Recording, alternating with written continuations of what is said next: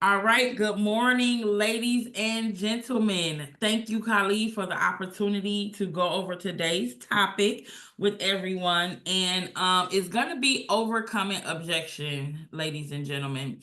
So, we're going to do things a little bit different today. In my preparation, I was just thinking, we have all been given a script or a call flow. We have all been given a piece of paper that says the four most common objections and how to overcome them. We all have access to the telesales playbook. We have access to all these tools, yet the masses are still struggling with overcoming objections. So, the perspective I want to take today is the mindset of objections. And I got my handy dandy notes. So, yes, I will be looking to make sure I stay on task. So, an objection is simply an opportunity, everybody, for us as a licensed professional to educate our client. I'm going to say it again because I really want you guys to write that down and read it and absorb it when we get done and in your downtime. An objection is an opportunity for us as the licensed professional to educate our client. Let's be clear. Not one person on here right now, when we were hired in, our manager did not say, I want you to go out and get the yellow pages and randomly call people and see if they want life insurance. No. We purchase our leads from people who have raised their hand, provided their name, their phone number, and that minimum birthday and email address. They raised their hand and said, I need somebody to call me and talk to me about some life insurance or some mortgage protection or coverage for veterans or an annuity or whatever. So that's the first aspect that I want to talk about because and I thought about this at the beginning of a call on Live Dial earlier this week. An agent said, I'm calling about whatever lead source it was. Do you remember filling it out? Who cares if they remember? I don't care because I know it's a fact they did. I wouldn't have their name and number in front of me. So whether you remember it or not makes no difference of my job as a licensed professional to help you. And the reason I brought that up is because we don't want to proactively bring up objections. So that's step one, avoiding them altogether. Let's not ask trap questions like, do you remember? Because it doesn't matter. And I put on my paper, who cares if they remember, okay? Step two, know your call flow. You got to notice like the back of your hand. I used to hear excuse me, my voice going out. We about to have that. No, ma'am. I used to hear people talk about knowing your call flow like the back of your hand. And then I heard John Mazzella talk about when you start dreaming about the phone call. And I used to be like, he crazy. Dream about a phone call?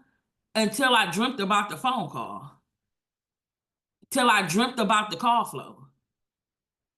Like a show of hands, is it just me? Anybody else dreamed about the call flow? Oh, okay, then I ain't by myself. Boom. Hello, somebody. Like this has to be embedded in you. It has to be embedded in you. It has to be so deeply embedded in you that if you were at the grocery store and the person standing next to you said something that would come up in the script, you should just start talking with your call flow. At the milk section, child, I don't know, wherever. But you have to know this. You should be able to say it backwards. You shouldn't have to have a piece of paper in front of you. But the reason I do on my other monitors is because Corinne has it printed out. Corinne is a top producer. And if she got a script printed out, I'm going to play follow the leader. And I'm going to have call flow printed out in my words. So, knowing your call flow, making sure we use word tracks at our key points to avoid objections with the social, banking information, and pivoting just in case the first carrier we choose they get declined. Remember, we're brokers. So what does that mean? We do the shopping around. Don't be afraid to ask questions like, hey, Ashley, am I the first person you've spoken to about this? What if Ashley says no? Now I got to take a step back and say, what stopped you from making a decision? I need to know this up front as my arsenal. Think of, and I sometimes I'm gonna get some quirky examples, y'all, but just come on, flow with me. You gotta always have a bullet in the chamber. Okay, everybody know what a gun is. You might not have shot one before, but you got a general idea. No, not one police officer gets up in the morning, puts on his gear, puts his gun in the holster, and don't make sure it's bullets in there. That's the same thing for us as the licensed professionals. We gotta always have our bullets in our chamber ready to boom, ready to respond. So how can we do some of those things? The first one is asking the client in your call flow, can you receive text messages on this phone? Perfect. There's a new protocol, and I'm not going to go back over this because we all got this call flow, but I wanted to give examples. There's a new protocol. Legally, I have to send over my credentials. See, we're using nice professional words here. Credentials, because we handle sensitive information. If I got somebody on the phone and they telling me we handle sensitive information, it ain't my email address. It ain't my home address. It's going to be something like my social. So we're setting the stage so we don't get these objections. Now, is this 100% foolproof? No, because you're going to get some loony bins on the phone. Let's just be clear. But now you're sending over the information. Any of us pay attention on the calls, KG says, go ahead, take a look. Do you have any questions about my credentials? Because I want to get the objection out the way now. Because if you telling me you got an issue with reading that I'm licensed in the state of Florida and my license are valid, I'm not continuing the why would I waste my time? Why would I go through the whole call flow just to get to the end and you don't proceed? So avoid phrases like, if you die. Ladies and gentlemen, ain't none of us getting out of here alive. Everybody got a checkout date. We just don't know when it is. But we also don't want to be insensitive and harsh because death is a sensitive subject. So you want to make sure you're setting the stage with phrases like, when that time comes, who's going to be handling your final affairs at the funeral home and the cemetery? Because that is a true statement. That's a valid question. Who's going to be handling it? They won't be here. This is how you're getting the beneficiary's name to use it later in the call. And the reason I brought this up is because we'll get people that say, I need to think about it. Think about what? And write that question out. Think about what? We've gone over the fact you don't have any coverage. Or we're talking to people for two reasons. They don't have any coverage at all, or they don't have enough. So now we have the beneficiary's name. So when they say they need to think about it, Lionheart, think about what? That you don't have any coverage at all for when Samantha goes to the funeral home, or that you need more for when Samantha goes to the funeral home. Now I got the beneficiary name. I'm using their name. I'm not giving them a what if situation. So these are things where we're setting ourselves up to avoid the objections. So, and then next I have comma objections. I'm just looking for a quote. Oh my goodness, people, oh Lord, they be on the ziggity boom with that one. So the way that I overcome that one, really? Okay. It's about your tone and inflection. Like this is something I learned in theater class because my degree is in theater. Go over your call flow in the mirror and see how you look. Raise your voice, lower your voice, raise your head, lower your head. Because tone and inflection means something. And it can make an impact on a statement. So my response, I'm just looking for a quote. Really? Am I the first person that you spoken with? It kind of goes back with the example I gave earlier. Really? Am I the first person you spoken with? So let's say hypothetically the person says no. Again, it's our job as a licensed professional to educate them.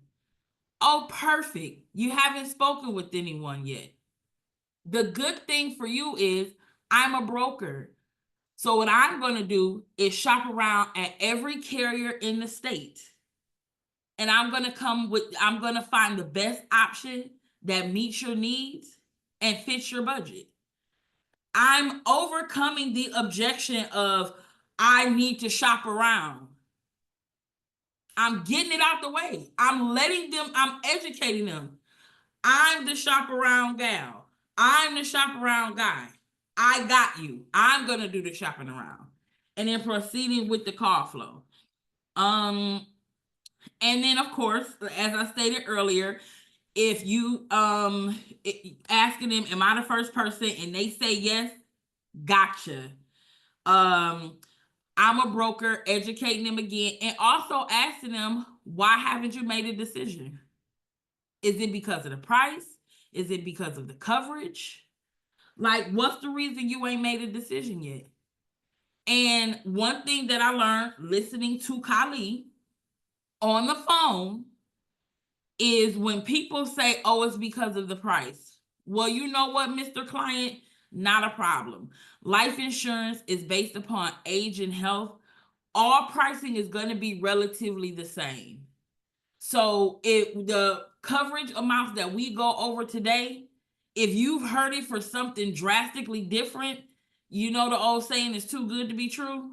It is too good to be true. You're not being set up with the right coverage.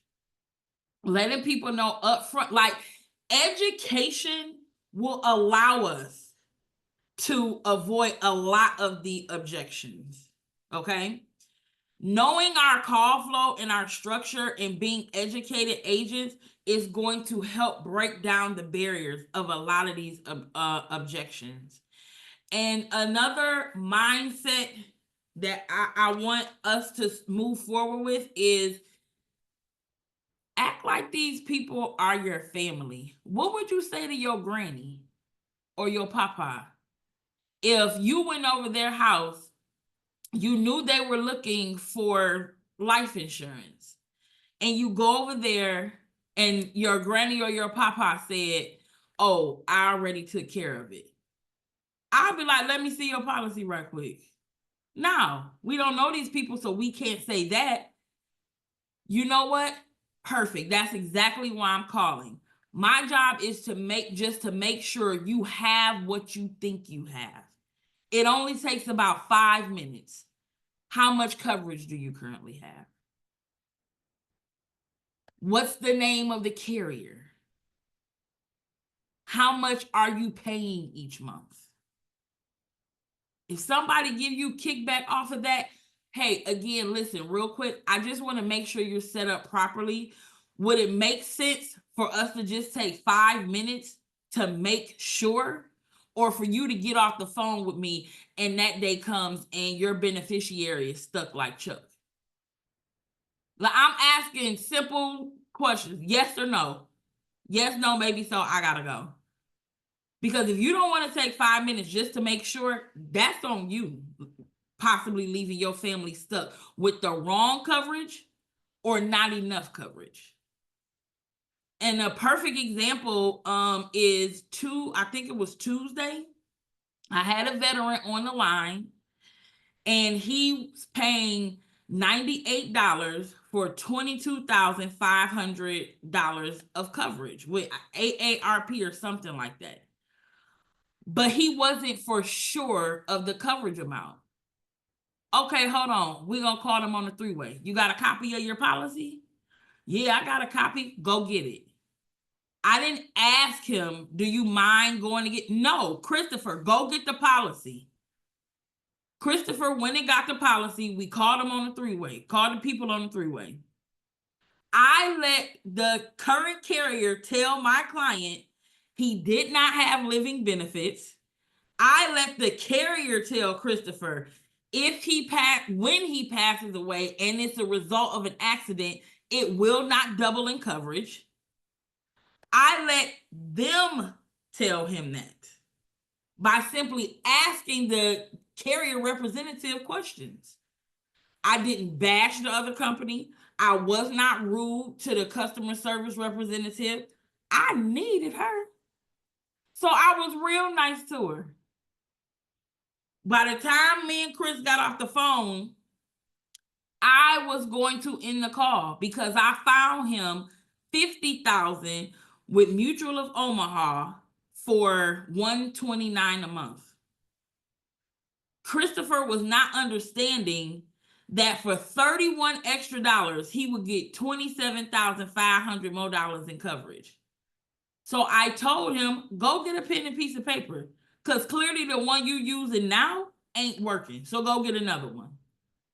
He was like, what? I said, hey, listen, if you need to think about some simple math, I'm going to go ahead and end the phone call because this isn't a discussion we should be having. I took it away from him. Because if that didn't make sense, all he was going to be was a chargeback anyways. He was a chargeback waiting to happen. So I wasn't about to write a coverage for something he didn't get. Yes, of course, I want to close the deal, but not just to be paying Mutual of Omaha back in 2 months. No.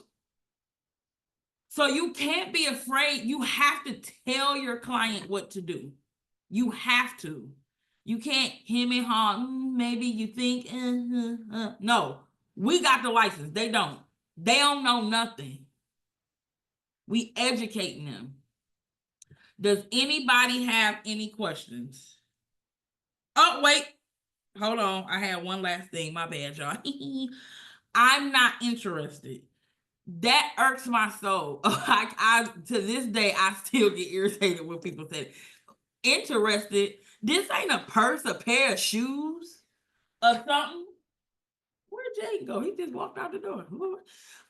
This ain't a purse, a pair of shoes, a watch. You're not interested in what? Dying? No, I don't say that. That's my mindset. When people say I'm not interested, Myra's interested in what? I'm confused. What?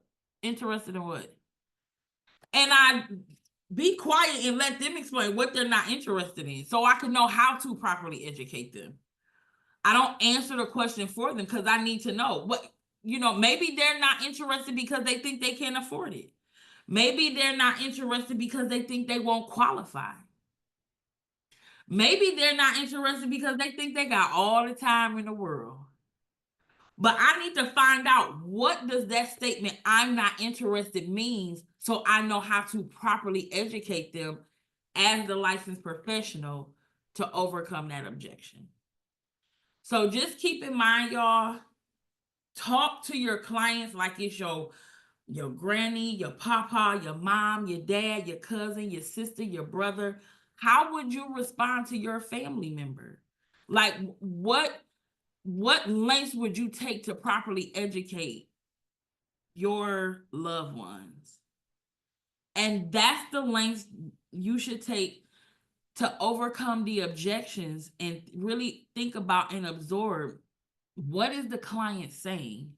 What is the real reason that they're giving some kickback?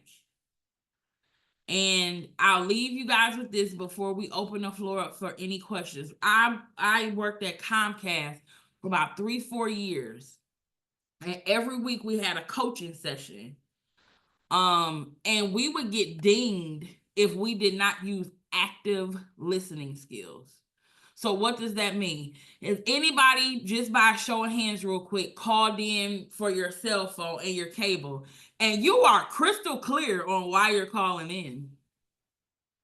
You know, my bill increased by $5. I don't know why, or, you know, whatever. And then the person goes, so you're calling in to find out about our new promotions? You like, what? And that ain't what I said. We gotta use active listening skills. We have to listen to our clients. We're the one with the license. And I believe when we collectively as a unit listen with our heart and listen to understand and to not respond, we will blow up. Like, blow up like a mug. So do we have any questions? Tiff, you know this is supposed to be an hour, right? Oh no, I thought it was supposed to be 30 minutes. That's why I stopped it. So real quick, I want to go through a couple of things, guys. It's all good, Tiff. This is what I heard Tiffanee say, and I want you guys to write this down. Number one is you want to get good at avoiding objections. Right? So what does objection avoidance mean? I'm gonna take my view. I'm gonna change my view. Who knows what objection avoidance is? Excuse me, Miss Kylie. Yes. Yes, ma'am. Well, from what Miss Tiffanee just was mentioning, she said education will help us with overcoming the objections. So would it be more, the more that you educate the client, the better it would be whenever they bring up certain objections, because now you can pretty much teach them and, you know. Kind of. Mhm. Anybody else? Dean put his hand up. That's a good start to it, Lionheart. Like, Yeah. oh, I'm sorry. Go ahead. Oh no, I was gonna say avoiding asking them questions that's gonna lead to objection responses. In terms of she mentioned something of, okay, well, do you remember? So we know that they filled out a form, whether it's online or mail or something like that. So we know that they're requesting the information. So for us to ask them, do they remember, is going to lead to an objection. There you go. That's a great example. What else? So go ahead, Dean. So my idea of avoiding objections is you address the objection that you know they might have before they say it. So like, for example, yesterday I'm dialing on Thanksgiving. So when I answer the phone, I'm like, hey, happy Thanksgiving. Hey, yeah, I know, it's Thanksgiving, but my manager has me in here trying to knock out these files by the end of the year. So it's like before they even say, you calling on Thanksgiving, I'm already avoiding it. That's it. Yeah. So that's perfect. Adina, y'all are all correct. So avoiding objections is just like giving it to them before they have a chance to say, right? So Adina's example was, instead of saying, do you remember? They probably don't remember, right? How many of y'all have called and they say, I don't remember doing that? So if you say, do you remember? You're just asking for them to say, no, I don't remember. So you have a form in front of you. And so instead of asking, do you remember? You're just going with the call flow. That's why the script doesn't ask you, do you remember? Does anybody's script say, do you remember? And what you're probably doing when you say, do you remember, is you're trying to brace it. You're trying to make yourself feel good, but you're trying to beat them to the punch of saying, no, I don't remember, by asking it. So it feels uncomfortable. And so that's a way to make you feel a little bit more comfortable, but you're opening yourself up to objections. Another thing that I heard Tiffanee say, and she didn't say it in these words, but I want y'all to write this down. Hold on one second, Mark. Okay. The person that is asking the questions is write this down, see everybody writing. The person that's asking the questions is the person that's controlling the conversation. So here, just Tiffany didn't say it, but I always say it: note takers are money makers, guys. If you're not taking notes, you're not going to remember most of the stuff I say. You're not going to remember most of the stuff I say, period. But if you're not taking notes, you're probably going to remember 10% of the stuff that we say this afternoon. So make sure you guys are writing this stuff down. You should have a notebook specifically for Family First Life stuff. But the person that's asking the most questions is the person controlling the conversation. So Corinne, we're gonna give you we're gonna role play real quick, and I'm gonna do a quick example of what not asking questions looks like. And might be hard for me to not do it. Oh. I was just thinking that. I'm like, how does about to go? Okay, we're gonna try.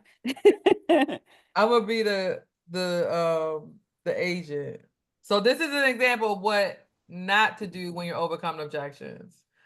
So Corinne, you fill the form out online about the state regulated life insurance program. You put down that your date of birth was 10/20. Your objection is going to be you got it at work already. Okay. You put down that your date of birth was June 25th, 1945. Is that correct? Yes, ma'am. Let me stop you right there. I'm actually good. I was able to set it up through work. So, but thank you. Okay, work insurance, if you leave that job, you don't have that insurance, right? I'm still in the question. Miss Corinne, so when you leave your job, you don't have that insurance anymore. I mean, I can talk to them and see, but I'm sure I'm good. But that's how all job insurance works, is you don't have it anymore, Miss Corinne, when you leave the job. I don't remember them telling me that. Works. I know, but but I'm telling you, that's how that works. Excuse me? That's how they are. So, okay, so that was good. So do y'all think by me telling her, she don't know me from Adam, right? I'm calling her, she never seen me before, and I'm telling her this is how likely is she to trust me? Not very. We just started this phone call, and I'm telling her that this is not, and she, in her mind, she believes it, right? I feel like she kind of do believe it. She just like, who you talking to? You took her back at first. She don't believe it. She don't know me. She don't know me. She thinks she got the right thing. She thinks she got job. She do have job insurance. She not lying. She believes, which most people do, that they have something other than what they have. But I'm telling her versus asking her. That's what I want y'all to pay attention to. So, Corinne, we're gonna run that back. So you got insurance at your job? Yes. Okay. Do you know how that insurance at your job works? I believe so. I think when I pass away, they'll pay out, right? Well, have you ever seen the policy, Miss Corinne? From your job, have they ever given you a copy of that policy? No, I think I got a certificate, but I never got, I'm glad you said that. I never got a policy. Exactly. So do you know what things are excluded in your policy and what's included? No. Like, do you know if you passed away, you didn't have on a seatbelt, do you know if that policy is going to pay out? Sure, I will hope so. Have you seen the policy to know? No, ma'am, I have not. Do you know how long it takes for that policy to pay out? It don't pay out right away. I don't know. I don't have the policy. I don't know. Don't you think you should have that? Don't you think you should know that? Yeah, I might need to call them and get them to send me one. So, do you know what happens when you leave your job? I'm assuming I can take it with me, right? Can you take your health insurance with you? No. No? Okay. So do you think if you can't take your health insurance with you, do you think you can take your life insurance? Well, dang, I guess not then. So don't you think it makes sense to have something outside of your job that you can control? Because we don't know what the job is saying yes and no to. But if you have a policy outside of the job, you know exactly what you have. Does that make sense? It does. So guys, how much did I tell her in the second example? You told her a lot of information. No. How much did I tell her? You didn't tell her anything. You asked a lot of leading questions to make her think about what she had and make her think. You ask leading questions. And So when she how many asked you y'all? in return, you answered back with the question. You didn't tell her anything either. I didn't tell her. And this is a skill that takes a lot of practice, guys. And that's why I said when I first did it, it's hard for me to not ask a question because I'm used to asking questions. But you just got to be aware of, are you asking or are you telling? Mhm. So when you tell them, they don't believe you, but when they say it, they believe it because they're saying it themselves. So she's like, I'm just asking her questions and making her question what she thinks she already knows. Does that make sense? I had a guy the other night who he told me he swore he had a Primerica $150,000 whole life policy. And I was like, I said, so for y'all that don't know, Primerica don't even sell They don't whole. do whole life. They don't sell whole life at all. So I was like, well, what makes you think you got a whole life policy? He said, that's what my agent told me. Do you know where your policy is? I said, he's like, yeah, I'm gonna go get it. I called him back, he got it. And I was like, take a picture of the page. Take it. And by the time I called him back, he said, you know what, it's not whole life. I was like, oh, it's not. And I was like, okay. And then he was like, and then he sent me a picture, and it wasn't 150,000, it's 50,000.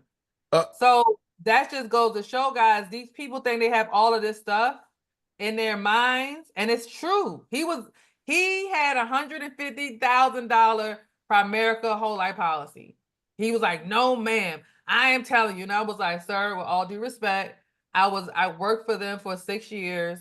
I was a vice president. I was like, I'm not telling you this because I think I know what I'm talking about. And then I just had him go and provide me with he proves himself wrong. I didn't have to. And then today, because then he's telling me, because his girl told him that he has insurance until he's 95. So today we're going to call Primerica, and I'm going to have Primerica tell them that he doesn't have what he thinks he has. Right? So at no point I'm not trying to push my belief on him. I'm just letting him unravel what he believes on his own. Does that make sense? Yes, it does. Fact.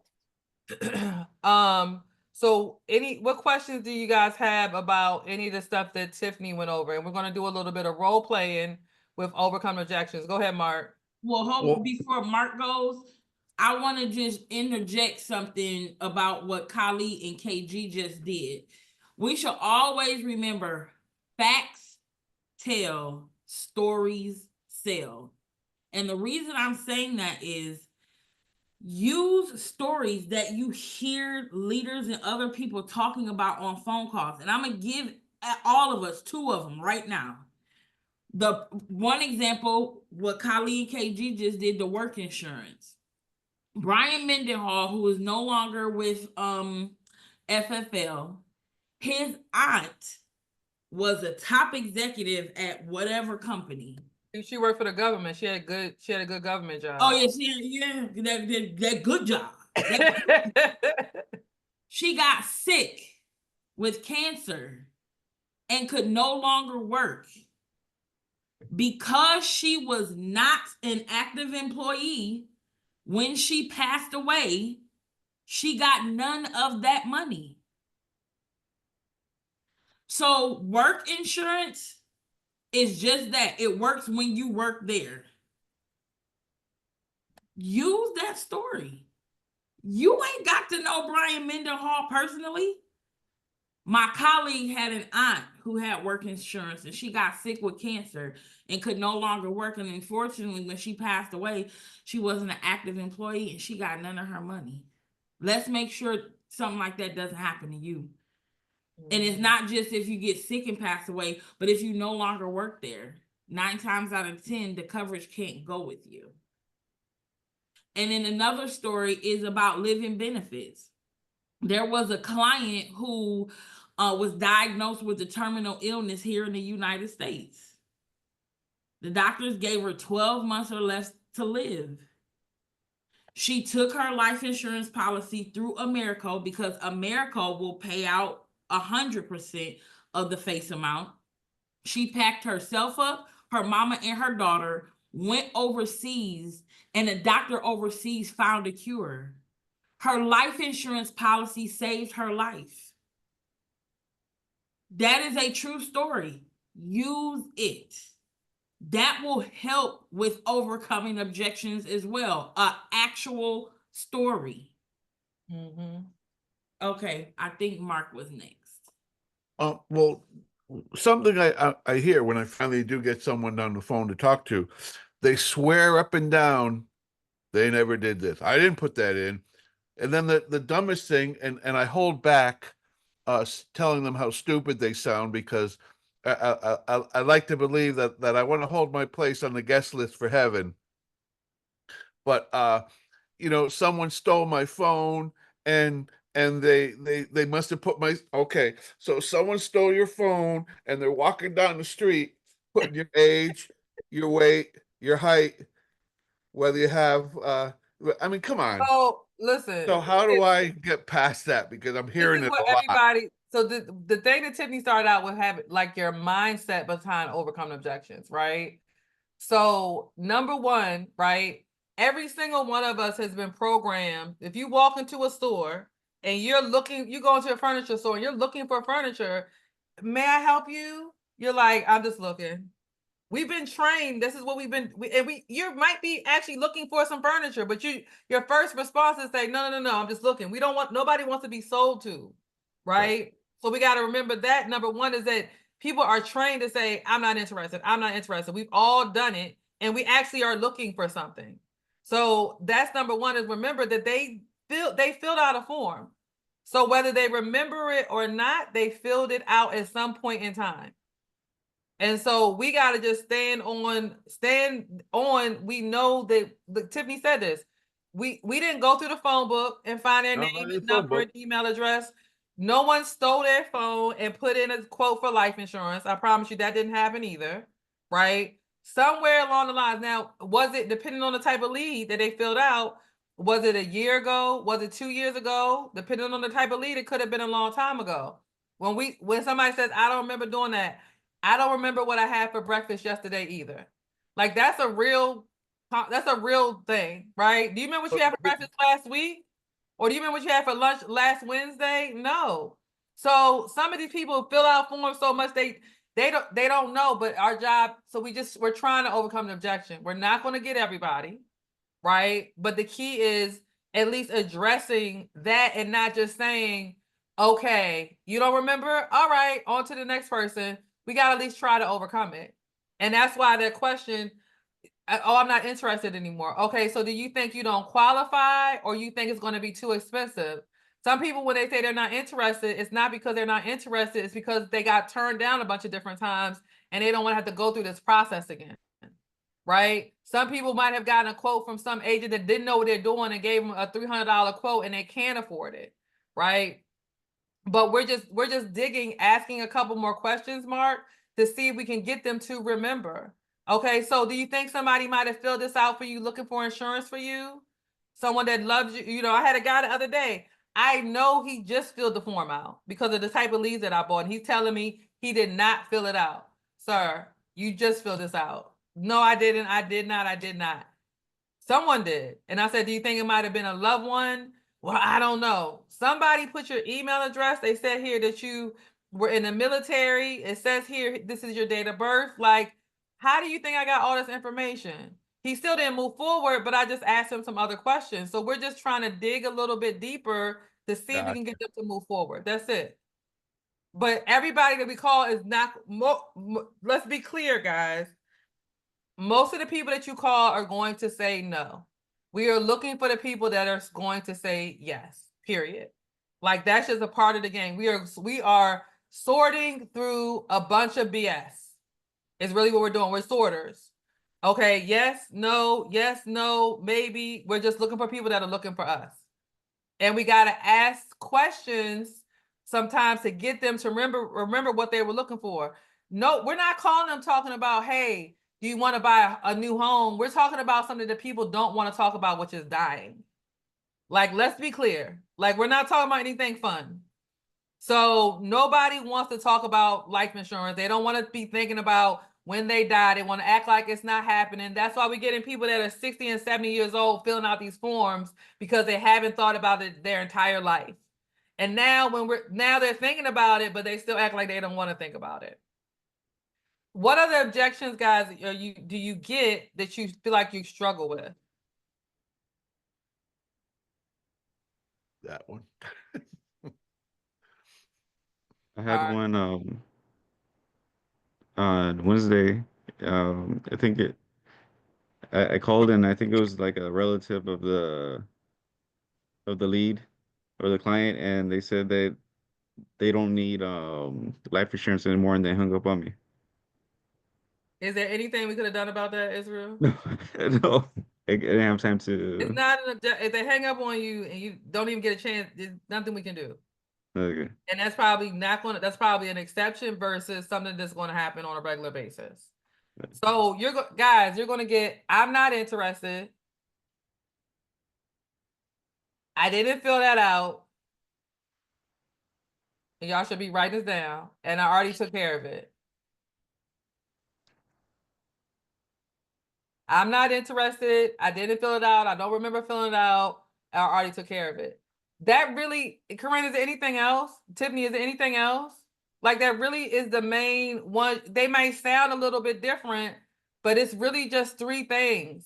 So in the telesales handbook on the agent hub, in there's 3, objection 1, objection 2, and objection 3. And they give you 3 or 4 different examples on how you can overcome that objection. Take that sheet and choose one of the objections and master it, and do that every time somebody gives you that objection. There's legitimately only 3 objections. The reason people are nervous to make phone calls is not because the script, because everybody's going to say yes on the script, right? Most people are going to say, I don't remember doing it. I already took care of it. Oh, I forgot the third one already. I remember doing it. I already took care of it. I'm no longer interested. So the key is mastering those 3. And here's another clue, guys. The only way to get good at mastering overcoming objections. Who wants to guess how can you get good at overcoming objections? And the answer, I'm not gonna tell you, I'm just gonna wait. This gotta be somebody who's new or Just newer in the last 30 days. Actually I making mean,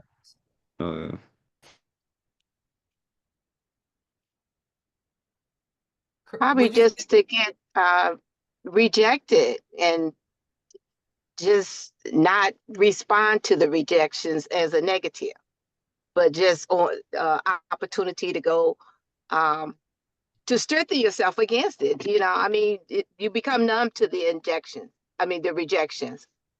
I thank think. you.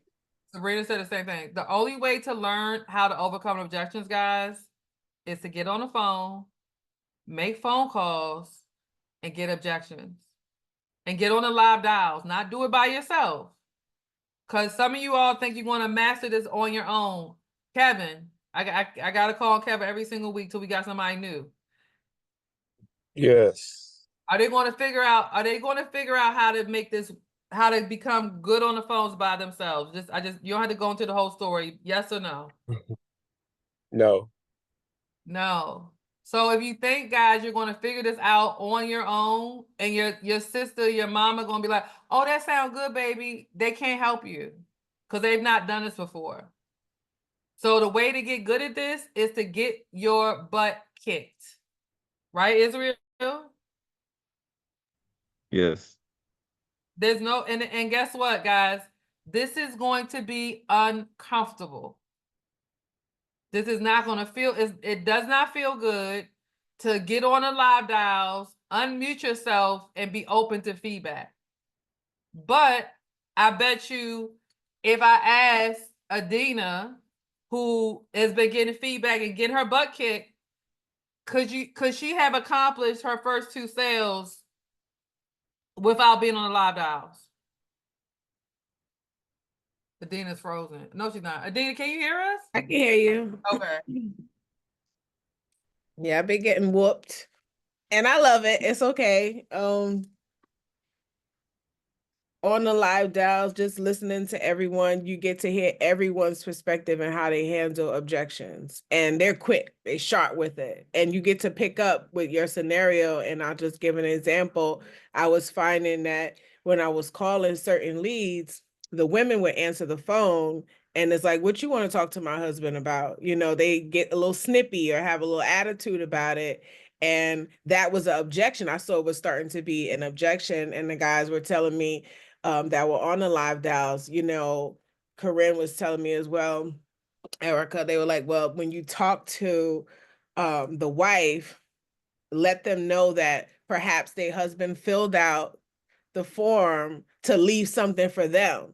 So that changed the whole character of the wife now when you're on the phone, just saying, hi, you know, I'm calling because your husband filled out a form online inquiring about some affordable life insurance quotes. He wanted to get maybe some extra coverage or leave something behind for you and the family. And they're like, oh, okay, hold on, honey. And they, you know, tell them to come to the phone.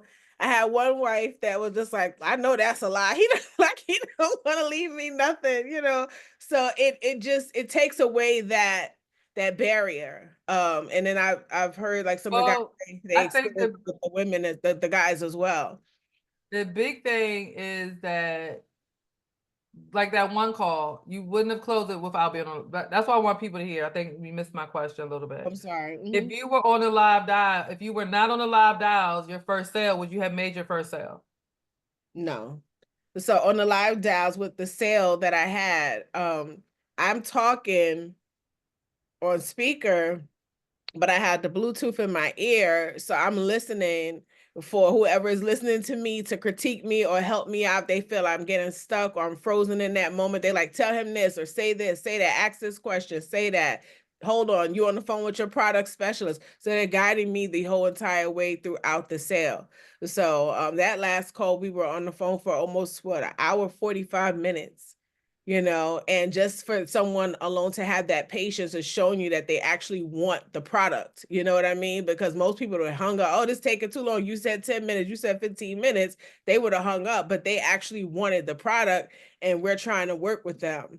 And so that's just one thing to take into consideration when you're talking to them, just keeping them updated about what's going on too. Hold on one moment. I'm talking to my product specialist. We're trying to find the most affordable rate for you. And then what I've learned, right? Because I want to believe that everybody's honest. And they told me they're gonna lie, right? This man said he was clean as a whistle. He had not one health issue. And then it comes out he had, you know, multiple things going on. And, you know, we had to keep pivoting to different insurance companies. So you want to believe that everybody's going to say, no, this is this and this is that, but it's still going to show up when they run the report. So be prepared for that, you know. All right. Tiff, you got any like closing? I didn't mean to take over. No, that's okay. 1 second. Do you have all your basketball stuff? Okay, love you. Bye. Sorry. Mommy hold. Oh, somebody wants to do objection. I have I'm not dying anytime soon. Yeah, that's what I was looking at. One of the Mighty Lions put that in there. I love when people tell me that objection because okay, the Mighty Lion that put it in there, unmute. His face. Let's go, boo. Hit me. Lady Faith, we can't hear you. Yeah, I'm not dying anytime soon, so I don't need it. Oh, you know what? You brought up a great point. Let me ask you this. Do you know the day you were born? Yeah. When was that? That was March 7th, 1965. Perfect. What's the date you gonna die? Well, only the good Lord know that one. Exactly. The Bible says no man knows the day nor the hour. So let's make sure we're prepared because life insurance is based upon 2 factors, your age and your health. We know how old you are. Let's go ahead and get these health questions taken care of so we can make sure that when that day does come, when the good Lord says so, your family's prepared and we don't have to do a fish fry. Fair enough? Okay, that sounds fair. Boom. I got a question, Tiffany. Yes, ma'am. At what point do we stop trying to overcome rejections? I'm not talking to a dingbat. So say that one more. Y'all, write this I'm not talking down. to a dingbat. I'm not talking to a dingbat. What is a dingbat, Tiffany? Oh, we didn't have many examples. Well, you know what? That's for them to worry about and figure out. They ain't about to get rich off me. They owe me. That's a chargeback. I'm not convincing nobody to protect they people. Y'all hear that? Because some of y'all here's another one. I don't have no job. Y'all, are these plans free? Mm-mm. So if they not free and they don't have no job, how do you think they're going to pay for the life insurance? Shake a leg. I'm joking. I'm sorry. This is being recorded. I'm so sorry. And this will be going on YouTube as well. My bad. But seriously, so a lot of us are trying, especially the newer agents, guys, you'll be trying to have a whole conversation with this person because you want to empathize with them. Guys, get off the phone. You don't have to be rude, but you don't need to stay there and they told you they don't have no money. On to the next person. Do y'all get paid? Does anybody here get paid hourly? No. When do you get paid? When do you get paid, Israel? When I sell, When you sell. So you sitting there talking to somebody for 30 minutes that don't have first of all, they talking to you for 30 minutes because they don't have nothing else to do. Let's be clear. So they're sitting there because they bored. Everybody, all their other friends are at work, and you called them and you got a nice sounding voice, a nice friendly voice. And they wrapping you up and they tell you about their whole family. And then finally you get to say, are you interested in life insurance? Oh no, honey, I don't have no money for that. What we doing, y'all? Like, okay, when you think you want, because I'm rapping at somebody tell me don't have no money. Okay, when you think you'll get back to work? Can I follow with you next month? Okay, here's my information. I'm gonna text you my business card. Good talking to you, Mr. Kenny. On to the next. Guys, we're not social workers. And we are not emotional support. Right, Kevin? We are here to help people with their life. Right. So Recruiting. right, we got yes, no, on to the next. Don't mean you can't come back to them on another day when they do have a job, but we're here to help them buy life insurance. Let's be clear. What other questions, guys? We got a couple more minutes. Can I say something? Yes. Well, it depends on how long, Kevin. It's short. Okay. I'll make it short. So I was talking to somebody yesterday, and we're talking about IUL, and we got to the point on their finances, right? They didn't make that much money at the end of the month. They said they ain't got nothing left. So I had to shut it down, right? Quick. But then I pivot, right? Well, you ain't got no money, you're not happy where you at, I'm gonna turn you to a recruit. Right? So they was more happy about getting money in their pocket by helping people because they saw it, but they just didn't have the money in their pocket to actually get the policy. So either way it went, I still won out of that call, right? And it's all about, too, what you get out of them. Like, can you get referrals? They might not can afford it, but they may know some people that can, or a family member that's looking for it. So use that call as much as you can. Shut it down early when you don't see it going over with the policy. But what else can you get out of them? That's good. Mark did that that's earlier. It. Good stuff, that's all I have to say. Mark did that earlier. The guy was like, this is not the number for Jessica, or whatever the name was. And he was like, okay, I'm sorry about that. But what I was calling Jessica about, Jessica was looking for life insurance. Are you and your family covered? The guy said no, but it doesn't hurt to ask. You got somebody who actually answered the phone and picked up the phone. So what if you ask them, you call, they say, you know what? I have been looking for life insurance. Only thing they can say is no. right? So you got somebody on the phone, ask them if they need it or if they know someone who needs it. Most people are going to still say no, but in the past, we've had people that say, yes, I'm looking for life insurance, or yes, I need life insurance. And now, guys, even though it's around holiday time, people are looking for life insurance because they just spent a day with their family. And so this is the best time to sell life insurance because people are thinking about their family and their friends because they're around them, right? So we're thinking, most of you all are thinking, well, it's the holidays because a couple people have said it's the holidays and they want to wait. You need here, Corinne, let's do this objection, right? I want to wait till after the holidays. Y'all should all write this down because it's not written anywhere. So Miss Corinne, I know I need insurance, but I just want to wait until, till January after the holidays are over. I got you. I completely understand. Now, Kali, remember, let me take a step back real quick. Remember when you told me how important your son Kai was to you? Yeah. Okay. Now, God forbid something happens now between now and after the holidays, God forbid, right? Would you want your son to have enough money to cover the final arrangements, or would you want him to show up to a funeral home with no funds and no way to pay for the final arrangements? I mean, I want him to have something, but I gotta get these Christmas gifts out the way first.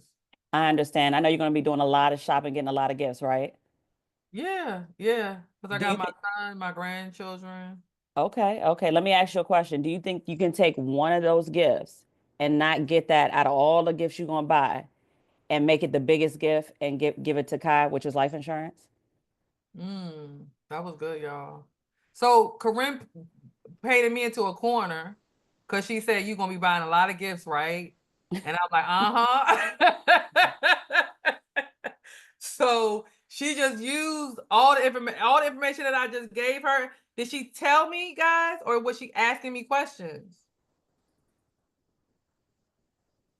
She told you. She told No, she you. didn't tell me. She was asking questions. She asked me questions.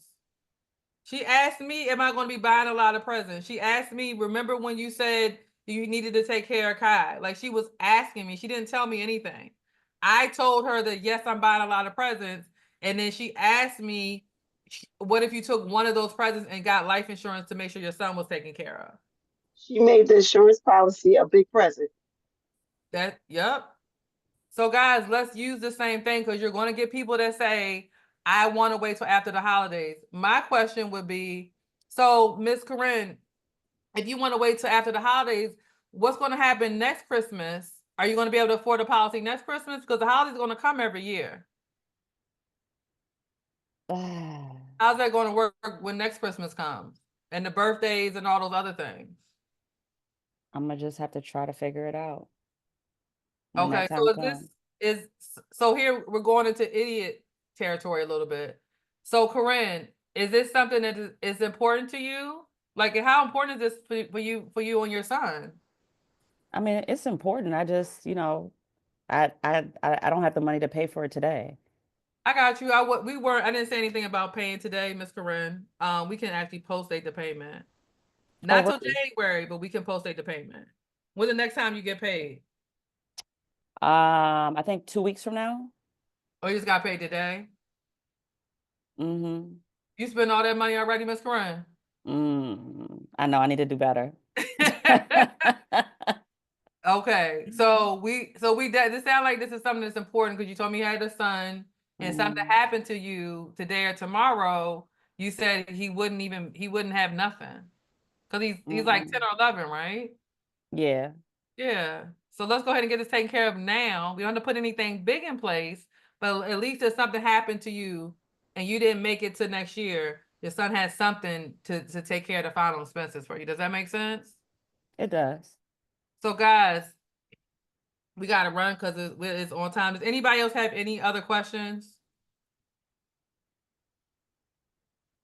What's the best way? This is a quick quiz. What is the very best way to learn how to overcome objections? Go to it. That's one way. What else do you need to do? Go through it by yourself? No, not by. All right. All right, guys. I hope y'all got something. Next week we have Amaka. She wasn't on today because she was so next Friday she's going to be talking about how to find annuity money. She wasn't on today because she was busy closing the annuity. So, and if y'all don't be clear about annuities, right? I'm gonna tell y'all how quickly. Let me pause. I'm gonna stop the recording.